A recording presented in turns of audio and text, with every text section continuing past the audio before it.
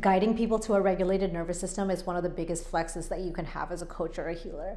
And we don't give credit to how many people are out here with dysregulated nervous systems and how many people truly live in survival mode, because we just think it's normal. We don't know that overthinking and perfectionism and anxiety and depression and feeling overworked and burnt out and stressed are not normal things. These are consequences of having a nervous system that is either hyper aroused and overactive or hypo aroused underactive.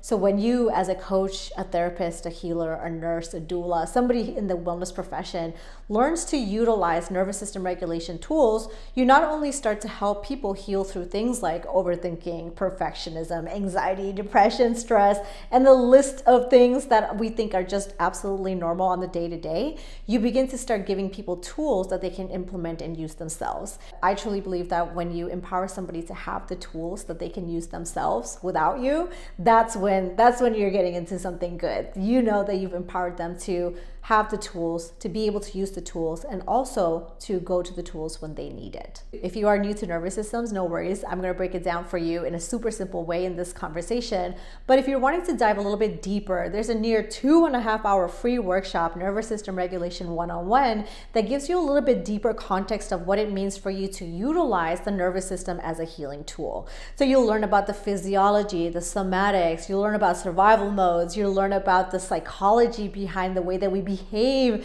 when our nervous system is dysregulated, and I'm sure that you'll find a lot of value in that. I'll leave a link in the description for you to download that, and let's get into it. The first way that you help somebody with a dysregulated nervous system is to support them in understanding that something is not working in the first place. Because a lot of us don't actually understand that we have a dysregulated nervous system, because we think whatever is happening is just so normal. You know, it's like, oh, I just don't sleep because I'm just busy, or I'm thinking about a lot of things, or I'm just anxious, or I have this is my 8th cup of coffee in the day and I am like boosting my body with caffeine all the time, and here's just some casual drugs, and here's some alcohol, and here's this behavior, and here's this thing. You kind of just like are desensitized to a lot of your behaviors because you think it's pretty normal. It's normalized maybe in society, maybe it's normalized in the culture that you are in, maybe it's normalized in your upbringing. So you watched people regulate their bodies in a certain way. You watched people avoid uncomfortable conversations in a different way. You watch people survive in a certain way. And so part of you doesn't actually understand whether or not you are in survival mode. So a lot of us are in heavy fight, flight, freeze, fawn, or friendship modes. And this is basically your body's mechanism in protecting itself, whether it's physically, emotionally, mentally, spiritually, energetically, financially, socially, in all the ways. And so the first part of any of this to regulate a nervous system is to understand that there's something that's not working. There's something that is off. And perhaps there is a little bit of an intuition or physiological body cues that you're tuned into. So what that means is that, yeah, sometimes you know that there's like information that your body is sending, that when you have that difficult conversation with somebody and you feel like a weight's been lifted off your shoulder, that's a physiological cue. Or you feel some type of way when you make a decision that is not in alignment, or you like don't want to be making that decision. There's a constriction in your heart, or there's an expansion in your body when you do make a decision that feels in alignment to you. Or there's some bubble guts, you know, there's some like intuition that's pinging in your stomach when you know, like, yes, your body knows, your physical body knows. Or opposite, when your body's like, this is an absolute no. There's all these body cues that your body has been sending you. And part of us learning how to regulate our nervous system is also building a conversation with the body cues that our body has been giving us. So firstly, you know, many of us like don't notice that we have body cues, aside from other sensory reasons why we might not experience body cues. Some of us have learned to shut them off from a very young age. Like we didn't know what this ping in the stomach was, so it's kind of just like static noise now. Or we don't know what this like heart feeling means, or this chest feeling, like nobody can really interpret it for us, so we just think it's like whatever, it's a static noise. I might have just like, you know, slept weird, and like I'm not really listening to my physical body cues. Or on the other hand, you're deeply listening to your physical body cues, and you understand that there's like a relief when you do a thing that feels in alignment with you, or you know, unburden yourself from a thing that you didn't want to do, or you finally did the thing that you were really scared to do. There's this like physiological, psychological sigh that's happening. And so when you're doing when you're experiencing these body cues, maybe you just don't know how to interpret them. So that's a conversation for a different day, but essentially what you want to do is just acknowledge that there is something that's going on that's not working, and you're making a commitment to listen to the cues that are here for you. Now, the second part of helping somebody regulate the nervous system is to deshame from what already happened. So there might be a little bit of shame that happens when you realize that, wow, I've really been living in survival mode, and I've been behaving a certain way, and I've been doing certain things, and I have been acting out of desperation and survival because I just didn't know better. Or you have, some regrets about the way a conversation went, or you have rumination around a relationship, or whatever it is for you. There might be a story of shame and guilt of what already happened. So the second part of it is to say, like, yes, I noticed that something is wrong and I have been living in survival mode. But the second part of it is to say, like, but I can't judge myself for what already was. What's done is done. How is it that I can move forward, going forward, and utilize the tools that I have to adjust my behavior, to adjust my thoughts, to adjust my patterns, to adjust, right? To recondition myself to behave and be a certain way, to experience life in a different way. Now, this can be as easy or as difficult as you want it to be, because sometimes shame is such a complex topic. We internalize our shame. We feel like there is, so much pressure to do everything right the first time that we don't even want to admit that there's something wrong. That, we've been, coping via drugs or alcohol. We've been coping via, codependent relationships. We've been coping with a lack of boundaries in our relationships, because it's just easier to do those things than to, change the way that you're showing up in these interactions. So there's a little bit of shame that's associated with that. There's a little bit of fear that, wow, am I the culprit of many of the things that I'm experiencing?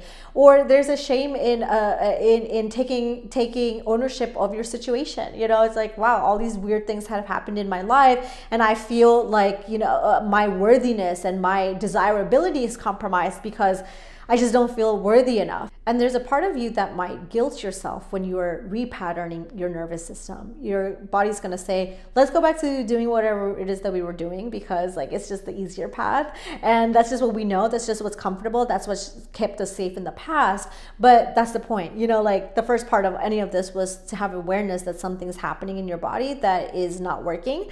And the second part of it is to, adjust your attitude towards shame, and to really lean into the type of guilt and shame that you might feel towards changing up something in your life, whether it's a thought, whether it's a pattern, whether it's a behavior, whether it's a circumstance, and whether it's a relationship. There might be some difficult choices to make.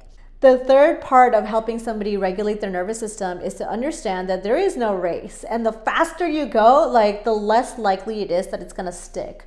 So if you're forcing your way to say, okay, I'm gonna do this breath work and then nervous system regulated and I'm good to go, I'll see you in 2 weeks when you feel disappointed, when things regress backwards. Just like anything in life, everything is a muscle, right? You have to practice a thing in order for it to stick. So nervous system regulation is no different. You have to practice that muscle over and over again. You have to keep listening to your physical body cues. You have to build a relationship with the shame that you feel when you feel and experiencing these uncomfortable emotions, and you start to move forward from there. So if you find yourself wanting to force your healing, you're forcing your clients, you're measuring yourself in progress and not necessarily looking at the process, perhaps it's beneficial for you to readjust your perspective around that. The force is sometimes what holds you back. It actually prevents you from moving forward because you're wanting to do something really fast. And you're skipping the integration, you're skipping the discomfort, you're skipping the shadow work. You're kind of just like, yep, I did my 1 day of therapy, so I should be good to go. Or I did my 1 day of somatic movement, so I'm good to go. I did 1 day of flow breathwork, so I'm good to go. So there is a process that people need to be held in that allows them to retrain their nervous system so that it can be a long-lasting outcome. It's not just okay, today it's good and tomorrow it's done. It's to say, how do we train it? So this is the natural default now. And anytime you're retraining, whether it's your mindset, whether it's your physical body, whether it's an attitude, whether it's a behavior, whether it's an emotion, there's a process. So the more that you can lean into this taking time, the better off you're going to be. And of course, I'm going to invite you to become a certified breathwork facilitator. You can start using somatic and body-based tools to help your clients regulate their nervous system. And a regulated nervous system is truly the flex, because this is where you start to manifest. This is where you heal the perfectionism, the overthinking, the self-doubt, the self-woeing, the trauma, the integrated parts of you that feels like all over the place. You get to integrate all of that. And inside of the program, we have the science, the physiology, the indigenous roots, the energy centers, the elemental sciences, all the different things that incorporate you to become an embodied breathwork practitioner and utilize the tools for your clients right away. So if you're ready, www.flowbreathworktraining.com. And just remember, the world is your playground. And until next time, I will catch you soon.